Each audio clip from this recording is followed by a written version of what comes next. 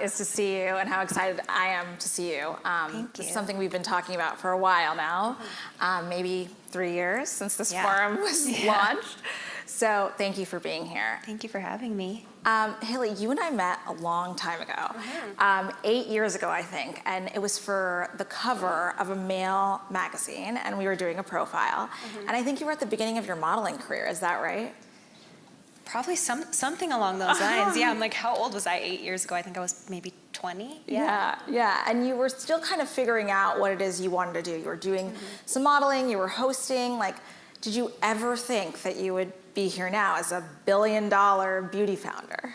I mean, I definitely knew I always had a dream to have my own business and do something that was a departure from the modeling world. I always felt like stepping into that world of modeling and editorial and all of those things was the first step in a bigger picture that I saw for myself. I didn't know right from the get-go that it was going to be in beauty. I was always very interested in fashion and clothing, and that's why I loved working in the modeling industry in the first place, because you're surrounded by the most incredible fashion and beauty and all of those things. So the vision started to become more and more clear to me as I became more beauty obsessed myself. I always have been my entire life. I came from a mom and a grandma who are also both very, very beauty obsessed, and I feel like they instilled that in me from a very, very young age.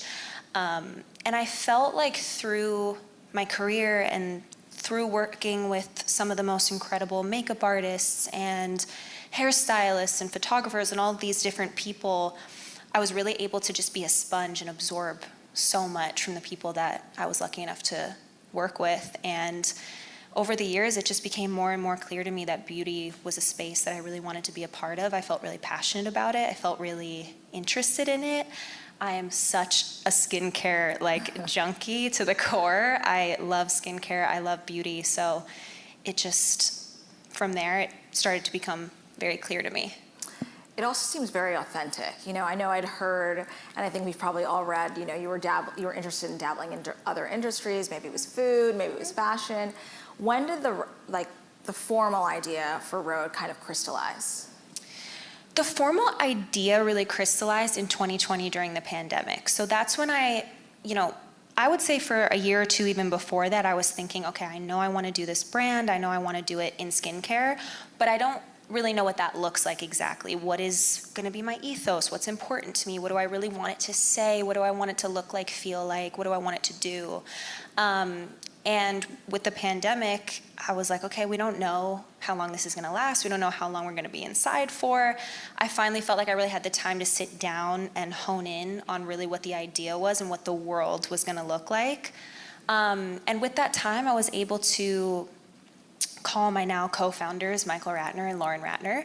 And I said, hey, I have this idea. I've been thinking about it for a really long time. I call him Ratty. I'm like, Ratty, I know you are definitely not in this beauty world at all, but here's my idea. And I was wondering if you guys would be interested in helping me. And together with them, and Lauren has a fantastic background in marketing. She's so brilliant, so smart. I came to them, I said, here's my idea, here's the concept, here's what I want to do. Very edited, very curated, really strong brand story, really great visuals, very editorial, very sporty, very on the go. As somebody who, I was really taking all my life experiences and putting it into this brand. I'm like, okay, so when I travel and I'm traveling to set to go to a shoot, here's the things that I always need to have with me. If I was gonna be stuck on a desert island, what are the 3 things that I need to have with me when I'm on, when I throw something in my bag, what are those things I need to have? And it started to really evolve from there to this idea of kind of your skincare wardrobe, the perfect white t-shirt, the perfect pair of jeans, the perfect leather jacket. I'm obsessed with leather jackets. I have a crazy, insane, over the top collection. I'm but I am obsessed with finding the perfect leather jacket the same way I'm obsessed with finding the perfect moisturizer. And that was really where the idea stuck to me, where it felt very, very clear that I wanted to make one of everything really good. And that was where that concept came from. It seems like it kind of helped that it was a bunch of seemingly outsiders from the beauty industry, not your traditional operators, not your traditional, someone who worked at Estee Lauder or L'Oreal for 20 years, that allowed you to kind of break the rules. Is that what you feel like? I think that I was very, very clear from the beginning that I didn't want to do it traditionally. I did not want to use an incubator. I explored every avenue you could because I wanted to know what everything looked like. But I knew that I wanted to put my own money into it. I knew I wanted to be the majority owner always. And so through the evolution of taking different meetings and talking to different people, I figured out what path was going to be best for me. And that was for me to be the one that put in the majority of the money. And then I found my partner who, we came together. They were kind of like my operator at the time. And we just grew it from the ground up organically from there.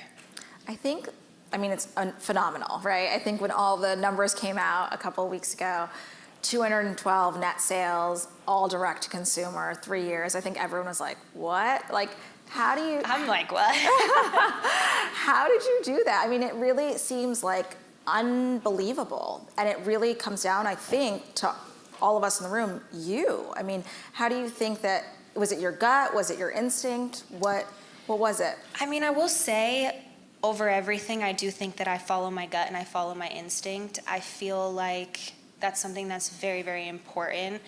As a woman, I think that my intuition is very, very strong. My instinct is very, very strong. I feel like that's only increased and only grown as I've developed that and gotten older and had different experiences. But I also have to say, like, our consumer and our customer is just so insanely loyal. And I feel like the thing for me with Rhode is that it's not just about the product, it's the whole entire world of Rhode. It's the way I want people to feel something when they get the products, when they use them. I want them to feel that they are a part of something. And for me, that's like this weird little world I'm building in my brain. It's a lifestyle, it's, product, it's a feeling, it's imagery, it's, your phone case. It's so many different things. It's that expands so far outside of beauty to me. And from the beginning, I remember being in a meeting really early on, and I was like, I don't want to just be a beauty company. I want to be a tech company too. Like, I want to just be more than one box of something. And that's really a big goal of mine, is to keep expanding that world to being so many more things than just beauty and just skincare, because I think it's possible to be so many more things than just that. You know what I think is so interesting is that you've often attached products to things, but first you've created desire, whether it was somebody wanting to mimic your lipstick or your blush or your, you don't call it this, but everybody on the internet called it this, glazed donut skin or latte makeup, which I think is really brilliant because it really does feel like it's you. Do you really feel like the brand is a reflection of what you like and what you are about? It is like, I am Rhode and Rhode is me, and there is no separation to me. Everything that I'm putting out there are things that I genuinely use myself. I don't believe in overconsumption. I don't want to give people something that I wouldn't actually use, that isn't actually part of my routine, that's not something that I genuinely am obsessed with and love. And everything that I'm doing, all the videos I'm doing, all the products that I'm using, it's genuinely because I like it.